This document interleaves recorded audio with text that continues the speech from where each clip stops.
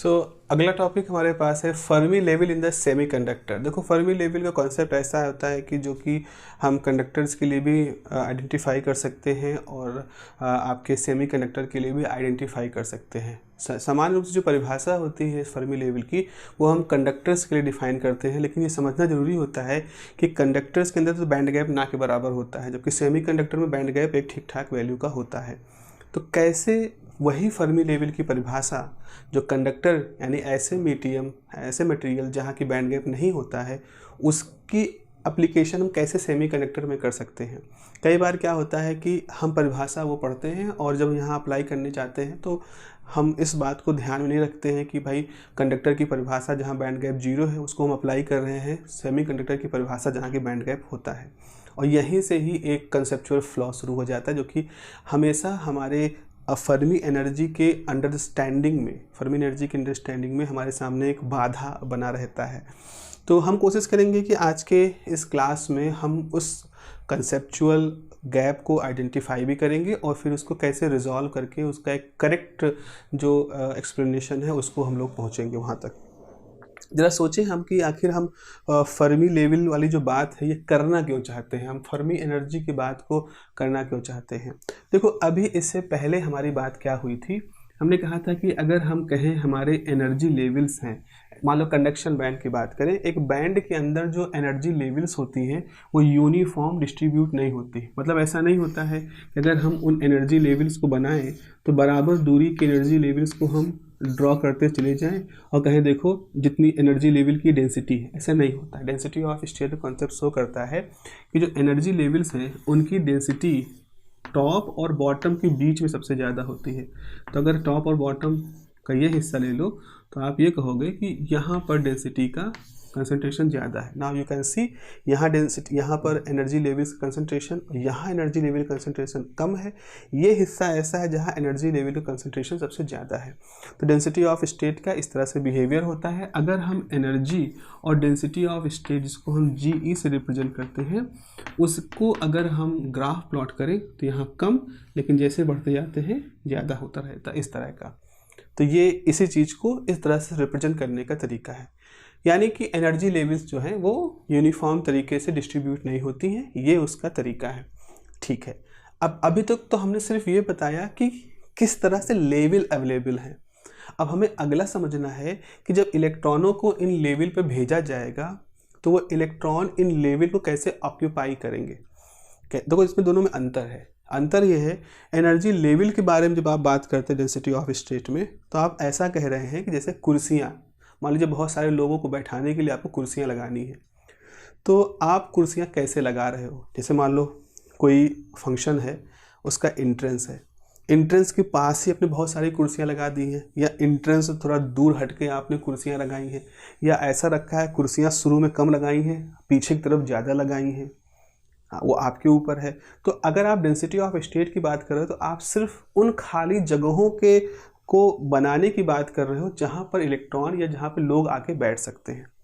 तो एक बार अभी आपने ये कहा कि भाई हमने अपने मैदान में ऐसा कुर्सियों को लगाया है कि मैदान की शुरुआत में कुर्सियाँ कम है, मैदान के आखिरी में कुर्सियाँ कम है, मैदान का जो बीच वाला हिस्सा है वहाँ कुर्सियाँ ज़्यादा हैं, उनकी डेंसिटी ज़्यादा है। ठीक है, अब अगला सवाल ये है कि आपने लोगों को बैठाने के लिए कहा, लोग आए।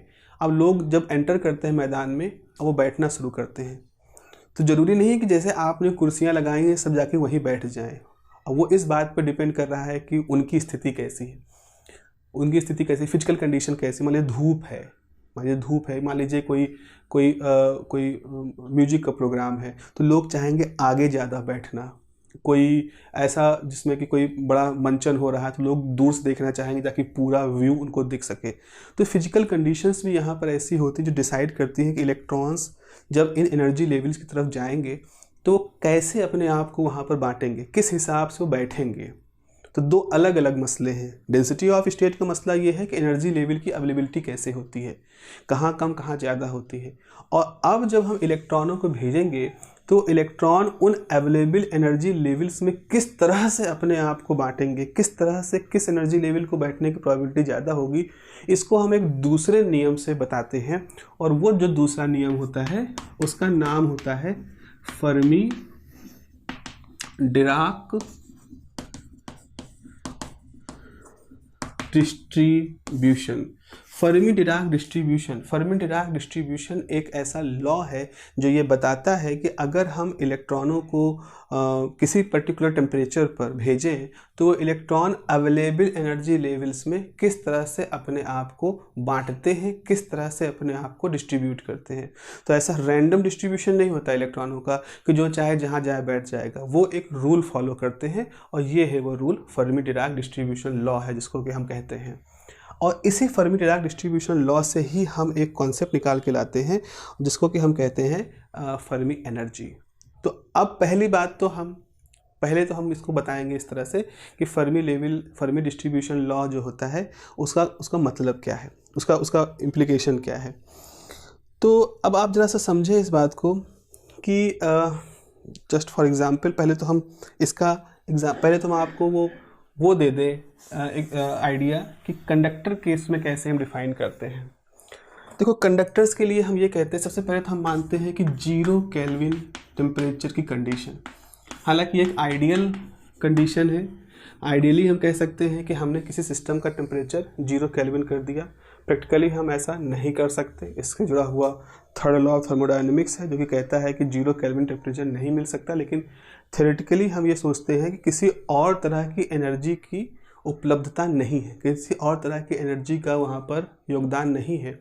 तो अगर हमारे पास एक कंडक्टर है, मान लीजिए इस बॉक्स के थ्रू में कंडक्टर शो कर रहे हैं, तो कंडक्टर के अंदर बहुत सारे एनर्जी लेवल्स हैं, ठीक है, बहुत सारी एनर्जी लेवल्स हैं और आपके पास मान लीजिए बहुत सारे इलेक्ट्रॉन्स हैं। अब इन इलेक्ट्रॉनों की खास बात क्या होती है, इनकी अपनी अपनी एनर्जी भी होगी लेकिन साथ ही साथ इनके अंदर अपनी स्पिन की प्रॉपर्टी भी होती है। स्पिन क्या है? स्पिन एक प्रॉपर्टी है, जैसे ऐसा समझो स्पिन एक प्रॉपर्टी होती है, तो इनके पास स्पिन की भी प्रॉपर्टी है। तो अब स्पिन दो तरह का हो सकता है, plus spin minus half spin, ठीक है। आपने एक इलेक्ट्रॉन को भेजा, एक इलेक्ट्रॉन यहाँ गया, उसकी एनर्जी इस E1 के बराबर है। तो अगर आपका E1 एनर्जी का इलेक्ट्रॉन है, आपने भेजा, तो वो कहाँ जाके बैठेगा? इस एनर्जी लेवल में, क्योंकि इसकी एनर्जी E1 है और इन एनर्जी लेवल्स में E1 ही अवेलेबल है, तो ये इलेक्ट्रॉन यहाँ जाके बैठ जाएगा। मान लो इसकी स्पिन प्लस हाफ है। फिर हमने दूसरा इलेक्ट्रॉन भेजा, दूसरा इलेक्ट्रॉन उसकी स्पिन माइनस हाफ है, तो उसकी भी एनर्जी E1 है, तो वो यहाँ जाके बैठ जाएगा। अब देखो, इस एनर्जी E1 एनर्जी लेवल में दो इलेक्ट्रॉन आके बैठ गए, एक प्लस स्पिन का, एक माइनस हाफ स्पिन का।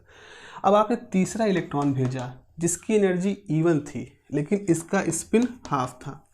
अब जब इलेक्ट्रॉन जाएगा, चूँकि इसकी एनर्जी E1 है तो यही बैठना चाहेगा, लेकिन यहाँ तो पहले ही ऑक्यूपाई हो चुका है, दो इलेक्ट्रॉन ऑक्यूपाई हो चुके हैं, तो ये तीसरा इलेक्ट्रॉन इसके बगल में नहीं जा सकता। क्यों नहीं जा सकता? यहाँ पर एक प्रिंसिपल है जो कि हमें रोकता है ऐसा करने के लिए, Pauli exclusion principle. Pauli exclusion principle ये कहता है कि किसी एक क्वांटम स्टेट में सेम क्वांटम नंबर के दो इलेक्ट्रॉन नहीं रह सकते। यानी किसी एक एनर्जी स्टेट जैसे E1 है, इसमें दो इलेक्ट्रॉन जिनकी एक ही क्वांटम नंबर हो, मतलब उनका principal quantum number, azimuthal quantum number, magnetic quantum number और स्पिन क्वांटम नंबर एक ही हो, वो यहाँ पे नहीं रह सकते। अगर हम सोचें कि हमारा ये इलेक्ट्रॉन और दो इलेक्ट्रॉन एक जैसे यहाँ पर हैं, तो ये दो electron exactly same quantum number के हो जाएंगे, तो इसको यहाँ पर नहीं लाया जा सकता। अब सवाल ये है कि अगर ये इलेक्ट्रॉन यहाँ नहीं लाया जा सकता तो इलेक्ट्रॉन कहाँ जाएगा? तो अब यहाँ पर ये इलेक्ट्रॉन जो कि मूल रूप से E1 एनर्जी का था, इस E1 एनर्जी को थोड़ी सी एनर्जी मिलेगी। कहाँ से मिलेगी? सराउंडिंग से, एनवायरनमेंट से क्वांटम मिलेगी, और इसकी वजह से इसकी एनर्जी कितनी हो जाएगी? E2। और E2 एनर्जी होने की वजह से ये जो E2 एनर्जी स्टेट है वहाँ पर वो इलेक्ट्रॉन अपने आप को फिट कर लेगा। फिर आपने दूसरा इलेक्ट्रॉन भेजा जिसकी हाफ स्पिन है, वो यहाँ फिट हो जाएगा। अब E2 भी बुक हो गया। अब आपने पांचवा इलेक्ट्रॉन भेजा, तो उस पांचवें इलेक्ट्रॉन की एनर्जी E1 थी, उसको थोड़ी सी एनर्जी और मिलेगी ताकि वो E3 के बराबर हो जाएगा और वो यहाँ अपने आप को ऑक्यूपाई कर लेगा और फिर यहाँ ऑक्यूपाई हो जाएगा दूसरा इलेक्ट्रॉन।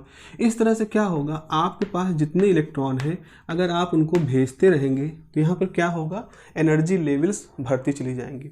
जब सारे इलेक्ट्रॉन ख़त्म हो गए तो हमने क्या देखा कि हमारी एनर्जी लेवल 3, 4, 5, 6, 7 E7 तक की जितनी भी एनर्जी स्टेट थी वो सब भर चुकी है। तो 0 केल्विन टेम्परेचर है, ठीक है, किसी और तरह की एनर्जी की बात नहीं, कोई काइनेटिक, कोई पोटेंशियल, कोई एनर्जी की बात नहीं। ये एक क्वांटम एनर्जी है जो कि इन इलेक्ट्रॉनों में ऐड हो होकर इनको एनर्जी लेवल्स में बांट रही है। अब आप यहाँ पर एक खास बात देखें, ये एक ऐसी स्थिति है कि इसके ऊपर की जितनी एनर्जी लेवल्स हैं दे ऑल आर एम्प्टी, ये सब खाली हो चुकी हैं। इस E7 से, E7 से ऊपर सब खाली है, E7 से नीचे सब फिल्ड है, ये सब भरी हुई है। तो हम यहाँ पर ये देख रहे हैं कि 0 केल्विन टेम्परेचर पर अगर हम किसी इस तरह के सिस्टम की बात करते हैं तो वहाँ जब हम इलेक्ट्रॉनों को भरना शुरू करते हैं तो हम पाते हैं एक मिनिमम वैल्यू से लेकर के एक आफ्टर सर्टेन वैल्यू तक की सारी एनर्जी स्टेट भरी होती हैं और इसके ऊपर की सारी एनर्जी स्टेट खाली होती है। ये जो एनर्जी है, इसी एनर्जी को हम कहते हैं फर्मी एनर्जी। ये जो फर्मी एनर्जी है वो यही एनर्जी है, या जैसे आपके केस में E7 जो है वो उसकी फर्मी एनर्जी है। तो किसी कुछ न्यूमेरिकल वैल्यू होगी, जैसे मान लो 1 इलेक्ट्रॉन वोल्ट, 2, 3, 4, 5, 6, 7, तो 7 इलेक्ट्रॉन वोल्ट इसकी फर्मी एनर्जी हो जाएगी। जूल में भी आप कन्वर्ट कर सकते हो। और इस लेवल को, जैसे ये फर्स्ट लेवल, सेकंड लेवल, तो ये जो लेवल होगा इसको हम क्या नाम देंगे, इसको हम नाम देने वाले हैं फर्मी लेवल। तो इस तरह से हमारे पास दो कंसेप्ट आ रहे हैं। 0 केल्विन टेम्परेचर पर जितनी एनर्जी स्टेट्स भरी होती हैं, जिससे नीचे की भरी होती है, जिसके ऊपर की सब खाली होती हैं, उनको हम क्या कहते हैं, उसको फर्मी लेवल कहते हैं। तो फर्मी लेवल एक तरह से बेंच मार्क, इससे ऊपर की सब खाली, इससे नीचे की सब भरी। लेकिन अब अगला सवाल ये आता है, तब क्या होगा अगर आपका टेम्परेचर 0 केल्विन ना हो, अगर टेम्परेचर 0 केल्विन नहीं है बल्कि 0 केल्विन से बढ़ करके कुछ हो गया है, और समान रूप से होता ही है 0 केल्विन से ऊपर। तो अगर 0 केल्विन से ज़्यादा हो गया है टेम्परेचर तो क्या होगा, तो जब 0 केल्विन से ज़्यादा टेम्परेचर होगा तो वो एक काइनेटिक एनर्जी यहाँ पे मिल जाएगी, जो कि आपको मालूम होना चाहिए। काइनेटिक थ्योरी ऑफ गैस में भी ये बताया गया था कि जो काइनेटिक एनर्जी होती है वो उनके टेम्परेचर से जुड़ी होती है। तो ये इलेक्ट्रॉन के पास टेम्परेचर होने की वजह से अब एक एक्स्ट्रा एनर्जी की पॉसिबिलिटी आ गई है। उस एक्स्ट्रा एनर्जी की पॉसिबिलिटी की वजह से क्या होगा, कुछ इलेक्ट्रॉन यहाँ से अपना जोड़ा तोड़ करके यहाँ चले जाएंगे, कुछ यहाँ चले गए, कुछ और एनर्जी स्टेट में चले गए। तो आप देख रहे हो इस फर्मी लेवल के नीचे अब कुछ स्टेट खाली हो गई हैं। खाली इन सेंस जहाँ 2-2 का पेयर होना चाहिए वहाँ आप अकेले अकेले बचे। और एनर्जी लेवल से ऊपर, इस फर्मी लेवल से ऊपर की जो एनर्जी लेवल जो पूरी तरह से खाली थी वो अब कुछ कुछ भर चुकी है। कुछ कुछ का अगेन मतलब है हाफ हाफ तो फिल हो चुकी है। आपने और टेम्परेचर बढ़ाया तो और नीचे खाली होंगी, तो और ऊपर की भरती चली जाएंगी। तो इस तरह से हम ये देखते हैं कि एक बड़ा ही आइडियल किस्म का डिस्ट्रीब्यूशन था 0 केल्विन पर।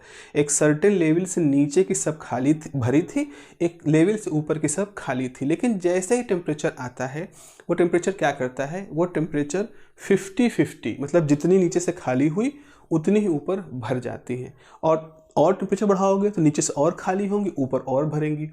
मामला हमेशा 50-50 रहेगा, जितना यहाँ से जाएगा उतना ही ऊपर पहुंचेगा। तो हाफ भरे हुए ऊर्जा स्तर जितने खाली होंगे, ऊपर के जो खाली ऊर्जा स्तर थे उतने ही भरते जाएंगे। ये होता है टेम्परेचर बढ़ने के साथ है। अब ये जो सारी चीज़ थी इसको हम, ठीक है, हम कुछ हद तक इसको वर्बली तो अप्रिशिएट कर रहे हैं कि हाँ ठीक है, मान रहे हैं, but now how to represent all these things by some mathematics. Mathematics के थ्रू कैसे हम इसको एक्सप्लेन करें। तो इसके मैथमेटिक्स को एक्सप्लेन करने के लिए फर्मी और डिराक ने एक पूरा डिस्ट्रीब्यूशन फंक्शन की थ्योरी बनाई थी। तो हम उस डिस्ट्रीब्यूशन फंक्शन की थ्योरी के हिसाब से एक डिस्ट्रीब्यूशन फंक्शन समझ लेते हैं। हम समझ लेते हैं कि डिस्ट्रीब्यूशन फंक्शन क्या है। तो आप कह सकते हो फॉर इलेक्ट्रॉन्स, चूँकि हम इलेक्ट्रॉन्स की बात कर रहे हैं, according to Fermi-Dirac distribution for electrons, according to Fermi-Dirac distribution, the Fermi distribution function is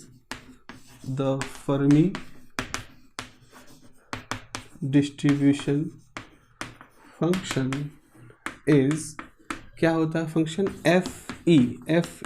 F is the symbol of the function E, 1 exponential e minus ef by kt + 1। ये एक थोड़ा सा कॉम्प्लिकेटेड किस्म का दिखने वाला एक रूल है, यहाँ पर आपके पास ई एफ क्या है, E F is the Fermi energy, E F is the Fermi energy, T is the absolute temperature, absolute temperature, के इज़ द बोल्ट्जमैन कांस्टेंट, के इज़ द बोल्ट्जमैन कांस्टेंट। तो इस तरह से ये हमारा डिस्ट्रीब्यूशन फंक्शन आता है। ठीक है, ये हमारे पास आ गई वैल्यू। फॉर एग्जांपल अगर हम कहें कि यहाँ पर इस फंक्शन को अगर हम प्लॉट करना चाहें, इस पर्टिकुलर फंक्शन को अगर हम प्लॉट करना चाहें तो ये फंक्शन कुछ इस तरह से आता है। जस्ट फॉर एग्जांपल अगर हमने कहा कि ये हमारे पास एनर्जी है, ये हमारे पास अगर एनर्जी है और ये हमारे पास एफ ई है, F E is the distribution function, तो इसका जो फॉर्मूला होगा वो कुछ इस तरह से होगा। This is the E F and this is the 1, F की वैल्यू 1 आ गई। तो ठीक है, यहाँ पर तो इसका मतलब ये है, इसको ये फर्मी अगर आपकी एनर्जी फर्मी एनर्जी से कम है तो जितनी भी स्टेट होंगे, जैसे मान लो कोई एनर्जी, ये सारी एनर्जी वैल्यूज़ हैं, तो फर्मी लेवल से कम की जितनी एनर्जी वैल्यू होंगी उनके लिए डिस्ट्रीब्यूशन फंक्शन 1 है। 1 होने का मतलब, अगर 1 है इसका मतलब है वो फील्ड है। फील्ड मतलब कि एक अप स्पिन एक डाउन स्पिन के पार्टिकल वहाँ पर, इलेक्ट्रॉन वहाँ पर होंगे। लेकिन अगर एनर्जी फर्मी लेवल से ज़्यादा है तो फर्मी डिस्ट्रीब्यूशन फंक्शन 0 है। 0 होने का मतलब है एम्प्टी, पूरी तरह से खाली है, पूरी तरह से खाली है, ये इसका मतलब है। तो आप देख रहे हो इससे ये एक स्टेप लाइक फंक्शन है और ये किस पे डिफाइन है, 0 केल्विन टेम्परेचर पर। तो ये आपका डिस्ट्रीब्यूशन फंक्शन, ये एनर्जी फर्मी लेवल से ऊपर के सारी एनर्जी स्टेट के लिए डिस्ट्रीब्यूशन फंक्शन 0 है, फर्मी लेवल से नीचे के लिए सारी स्टेट के लिए डिस्ट्रीब्यूशन फंक्शन 1 है। 1 होने का मतलब वो सारी स्टेट पूरी तरह से भरी हुई है, 0 होने का मतलब वो सारी स्टेट पूरी तरह से खाली है। अब सवाल ये होता है तब क्या होगा अगर हम अपने टेम्परेचर को बढ़ाना शुरू करें। जब टेम्परेचर को बढ़ाना शुरू करोगे तो क्या होगा, यहाँ की एनर्जी स्टेट खाली होंगे, इधर की एनर्जी स्टेट भरेंगे, तो हमारा ग्राफ कुछ ऐसा आ जाएगा।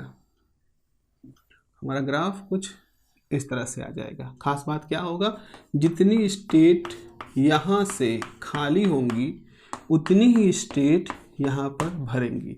यानी कि ये जो कट है, जैसे यहाँ देखो ग्राफ गया, यहाँ कट करके इधर निकला, तो ग्राफ का ये हिस्सा 50% है, ये हिस्सा 50% है। मतलब ये वाला जो पॉइंट है ये 50-50 बांट रहा है, तो ये हो जाएगा डिस्ट्रीब्यूशन फंक्शन हाफ। यानी कि टेम्परेचर बढ़ाओगे, जैसे ये पहला वाला स्टेप वाला T बराबर 0 केल्विन पर है, अब जो T है वो नॉन जीरो है, तो इस तरह का है।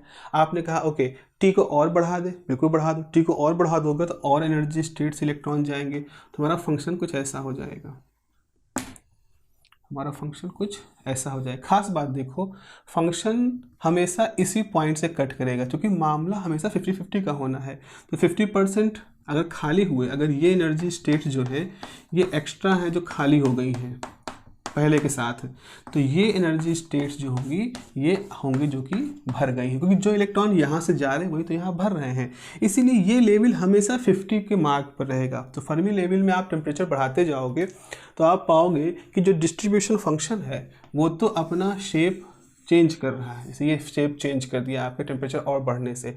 लेकिन खास बात क्या है, वो जब भी इस स्टेप वाला जो कि 0 केल्विन का था उसको जब इंटरसेक्ट करेगा तो यहाँ से इंटरसेक्ट करेगा 50 वाले पार्ट पर, हाफ वाले पार्ट पर। तो इस तरह से हम ये पाते हैं कि जैसे जैसे हम टेम्परेचर को बढ़ाते जाते हैं, वैसे वैसे ऑक्यूपेशन होता है वो ऑक्यूपेशन 50-50% के फॉर्म में बढ़ता रहता है। 50% इधर होता है, 50% उधर होता है। और यही जो 50% का लॉजिक है, इसी लॉजिक को ही हमें आगे फॉलो करना है। हम इसी लॉजिक को ही आगे फॉलो करेंगे और इसी लॉजिक के थ्रू ही हम अपने जो बैंड गैप है, जो बैंड स्ट्रक्चर है, उसको भी इसी के हिसाब से प्लॉट करेंगे। तो उसी से हमें समझ में आएगा कि आखिर जो हमारा सेमीकंडक्टर होता है उसमें फर्मी एनर्जी का क्या रोल होता है। चलिए देखते हैं वो रोल कैसे हम लोग डिस्कस कर सकते हैं। Hi, sorry to break the discontinuity and the format, because इसको मैं कई फेज में रिकॉर्ड कर रहा हूँ वीडियो, तो इसलिए आपका ये जो फॉर्मेट था ब्लैक बोर्ड से हम ग्रीन ब्लैक बोर्ड पे आ गए हैं। खैर, फर्मी लेवल की हम लोगों ने जो बात की थी इससे पहले, उसमें मैं बताया था कि फर्मी लेवल एक ऐसा आइडिया है, एक ऐसा रेफरेंस पॉइंट हमारे सामने, रेफरेंस एक ऐसा टॉपिक होगा जिसके थ्रू हम अपने जो वैलेंस बैंड और कंडक्शन बैंड है उनकी काफ़ी अच्छी प्रॉपर्टी को एक्सप्लेन कर लेंगे। सीखा क्या है हमने कि एक फर्मी डिस्ट्रीब्यूशन फंक्शन होता है, और जो फर्मी डिस्ट्रीब्यूशन फंक्शन होता है वो कुछ इस तरह से होता है, 1 upon exponential some energy value minus EF upon Boltzmann constant multiplied by T plus 1। This is the mathematical function. दो तरह से इसको हम लिख सकते हैं। जैसे मान लीजिए कि अगर हम y एक्सिस पर डिस्ट्रीब्यूशन फंक्शन माने, ओके, और x एक्सिस पर अगर हम एनर्जी को माने, तो हम यहाँ पर ये देखेंगे कि हमारा जो कर्व होगा वो कुछ इस तरह से आ जाएगा। इस तरह का एक कर्व होगा, और ये जो एनर्जी है ये फर्मी एनर्जी है, और ये आपका 0 केल्विन पर आपने ये पूरा तैयार किया है। तो ये शो कर रहा है कि डिस्ट्रीब्यूशन फंक्शन 1 होगा। मतलब अगर आपकी एनर्जी वैल्यू यहाँ पर है, फर्मी लेवल से कम है, तो वो सबके सब फील्ड होंगे। कुछ ऐसे होने वाला है कि इस तरह की मान लो बहुत सारी एनर्जी लेवल्स हैं, आपके पास बहुत सारी एनर्जी लेवल हैं, ये 1 से लेकर के 3 तक ये सारी एनर्जी लेवल इलेक्ट्रॉनों से भरी हुई हैं, 0 केल्विन टेम्परेचर पे सब भरी है। इसके ऊपर की जो एनर्जी लेवल है वो सब आपकी खाली पड़ी हुई है। तो वही चीज़ दिखा रहा है। यहाँ के लिए भरा होने का मतलब है F की वैल्यू जो है 1 है, और खाली होने का मतलब है डिस्ट्रीब्यूशन फंक्शन जो है E का वो 0 है। तो आप देख रहे हो यहाँ F की वैल्यू 0, ये सारी वैल्यू 0, और यहाँ पर सबके लिए F की वैल्यू 1 है। तो हमारे पास स्टेप लाइक फंक्शन जो होता है वो ये इक्वेशन शो करती है। इक्वेशन हमें स्टेप लाइक फंक्शन यहाँ पर शो करके देती है। व्हाट अबाउट अगर हम टेम्परेचर चेंज कर दें, टेम्परेचर को 0 केल्विन से चेंज कर देंगे, तो देखो आपका जो बिहेवियर होगा वो ऐसा हो जाएगा, यहाँ से मूव करेगा और ये फिर बीच में कट करता हुआ आगे जा कर के इस तरह से चला जाएगा। तो आप देख रहे हो कि बीचों बीच में आपका F की वैल्यू जब हाफ होती है तब ये डिस्ट्रीब्यूशन कट करता है। फिजिकली ये क्या दिखा रहा है? फिजिकली दिखा रहा है कि यहाँ पर ये जो ये हिस्सा है ये शो कर रहा है, ये उन इलेक्ट्रॉनों को शो कर रहा है जो कि पहले भरे थे। Now they are the empty, अब वो खाली हो चुके हैं। मतलब जैसे ये इलेक्ट्रॉन यहाँ से गायब हो जाए, ये इलेक्ट्रॉन यहाँ से गायब हो जाए, यहाँ से गायब हो जाए, और ये शो कर रहा है वो इलेक्ट्रॉन जो कि अब आके भर गए। से एक इलेक्ट्रॉन यहाँ आ गया, एक इलेक्ट्रॉन यहाँ आ गया, एक इलेक्ट्रॉन यहाँ आ गया। तो ये हमने देखा कब? जब हमने टेम्परेचर को कुछ बढ़ा दिया, मान लो 100 केल्विन कर दिया, तब आपने टेम्परेचर को और बढ़ा दिया। टेम्परेचर को और बढ़ाओगे तो डिस्ट्रीब्यूशन फंक्शन और होगा, लेकिन ये हाफ पे ही कट करेगा, और आप देखोगे इतने सारे इलेक्ट्रॉन अपनी जगह खाली करके चले गए हैं और इतनी सारी खाली जगहों को भर लिया है। तो इस तरह से हम ये देखते हैं कि एक सिमिट्री हमेशा एग्जिस्ट करती है 1/2 पर। तो ये इस पॉइंट को हम यूज करने वाले हैं। अब जरा बच्चों ऐसा होने वाला है कि हम इसी डिस्ट्रीब्यूशन कर्व को थोड़ा पलट के आपके सामने रखेंगे। कैसे, जरा देखेंगे। अगर हम अपनी y एक्सिस पर एनर्जी कर दें इस तरह से, मान लीजिए हमने यहाँ एनर्जी दिखा दिया, इस एक्सिस पर एनर्जी दिखा दिया, ठीक है, यहाँ पर हम Fe शो कर रहे हैं, तो ये वैसा ही ग्राफ होगा, इस तरह से स्टेप जैसा बनेगा। Fe की वैल्यू 1 है, E की, ठीक है, ये है 0 वैल्यू, ये 0 वैल्यू है, ये हायर वैल्यू है। तो अगर आप टेम्परेचर बढ़ाओगे तो क्या होगा? ये होगा हमारा हाफ पॉइंट, और हमारा कर्व इस हाफ पर ऐसे जाएगा और यूं आकर के ऐसे चला जाएगा। तो ये वो हैं जो पहले फील्ड थे, और ये वो स्टेट है जो पहले एम्प्टी था। तो इसी ग्राफ को हमने एक तरह से कह दो रोटेट कर दिया। आपने जस्ट रोटेट कर दिया 90 डिग्री से।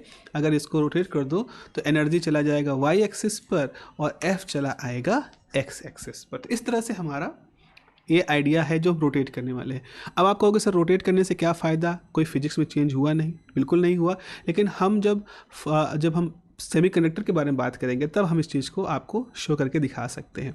आइए सेमीकंडक्टर के बारे में बात करते हैं। सेमीकंडक्टर में क्या होता है बच्चों? हमें मालूम है कि हमारे पास एक होता है conduction band, this is the conduction band, ठीक है। हमारे पास एक होता है valence band, so this is the valence band.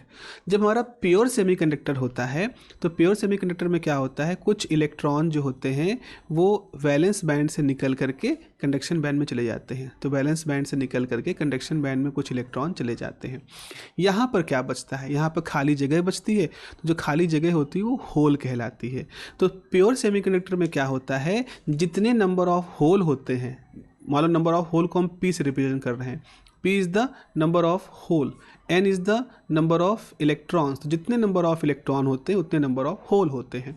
तो यानी कि डेंसिटी, अगर हम डेंसिटी की बात करें तो density of electrons is same as the density of holes in the conduction band. अब ये चीज़ हम दिखाएं कैसे, हमको ये चीज़ इस तरह से डॉट वॉट बना के हर बार थोड़ी दिखाएंगे, हम लोग इसका एक तरीका बड़ा अच्छा से निकाले, बहुत बढ़िया तरीका, आइडिया बहुत बढ़िया है। आपको कभी इसको सोचना तो बहुत ही अच्छा लगेगा कि मतलब कितना बढ़िया तरीके से लोगों ने इसको रिप्रेजेंट किया है। तो पहले तो हम बना दें, इस तरह से हमने बना दिया, ये हमारा वैलेंस बैंड है, ठीक है। ये भी हमारा कंडक्शन बैंड, देखिएगा इसकी खूबसूरती कितनी बढ़िया है आइडिया की, ये हो गया। अब हम आपको ये शो करना चाहते हैं कि जितने नंबर ऑफ इलेक्ट्रॉन है कंडक्शन बैंड में उतने नंबर ऑफ होल्स हैं वैलेंस बैंड में। तो देखो क्या करते हैं, अब हम क्या करें, बीचों बीच का एक हिस्सा चुनें, ये एक बीचों बीच की लाइन चुनते हैं और यहाँ हम दिखाते हैं कि हमारी जो फर्मी लेवल है, हम ऊपर वाला ग्राफ को शो कर रहे हैं, हम इसी चीज़ को बना रहे हैं, यही चीज़ हम यहाँ बनाना चाह रहे हैं। तो हमने एक डिस्ट्रीब्यूशन कर्व ऐसे बनाया, इस तरह का, इस तरह से गया, बीच में टच किया और फिर आकर के ऐसे आ गया, इस तरह से, देख रहे हो ना। ये कर्व देखो, ये वाला जो कर्व है वही ऐसा बन रहा है। अब देखो ये कर्व यहाँ पर इंटरसेक्ट कर रहा है, इतना हिस्सा कंडक्शन बैंड में इतना हिस्सा कर रहा है, और वहीं वैलेंस बैंड में भी वो उतना ही हिस्सा कर रहा है, ये वैलेंस बैंड में है। तो आप क्या देख रहे हो कि ये दिखा रहा है कि इतनी स्टेट जो हैं वो कंडक्शन बैंड में भरे हुए हैं और इतनी स्टेट जो हैं वो वैलेंस बैंड में भरे हुए हैं। तो अगर हम ये शो करना चाहें तो हम इसको ऐसे शो कर सकते हैं कि कंडक्शन बैंड में इतने इस जगह पर बहुत सारे इलेक्ट्रॉन मौजूद हैं और वैलेंस बैंड में इस तरफ बहुत सारे क्या मौजूद हैं, होल्स मौजूद हैं। तो जो फर्मी लेवल है वो बीचों बीच में है। फर्मी लेवल बीचों बीच में होने का मतलब है जितना हिस्सा यहाँ पर है उतना ही हिस्सा यहाँ पर भी होगा, ये दोनों एरिया बराबर होंगे। अगर आप इसको जूम करके देखोगे तो इसका जो एरिया होगा यहाँ पे जो घेरा हुआ है और जो इस जगह का एरिया है, ये दोनों वैल्यू हमेशा बराबर होंगी। इसका कारण ये है कि जो प्योर सेमीकंडक्टर होता है उसमें नंबर ऑफ इलेक्ट्रॉन और नंबर ऑफ होल्स हमेशा बराबर होते हैं। तो इस तरह से हम एक ऐसी लाइन को ड्रॉ कर रहे हैं, जैसे हमने यहाँ पर ये हरे रंग की लाइन है, ऐसे ही हमने यहाँ पर भी एक लाइन ड्रॉ की, इसको फर्मी लेवल कहते हैं। हाँ भैया, फर्मी लेवल ये तो होता है ये एनर्जी, इसके इर्द गिर्द जो कर्व होता है वो इस तरह से वेरी करता है। तो आपको फर्मी, अब होता क्या है, आने वाले समय में हम क्या कहेंगे, हम आने वाले समय में बच्चों हम इस तरह से कंडक्शन बैंड बनाएंगे, हम इस तरह से वैलेंस बैंड बनाएंगे और उनके बीच में सिर्फ एक लाइन ड्रॉ करेंगे और कहेंगे ये लाइन कौन है, ये लाइन फर्मी लेवल है।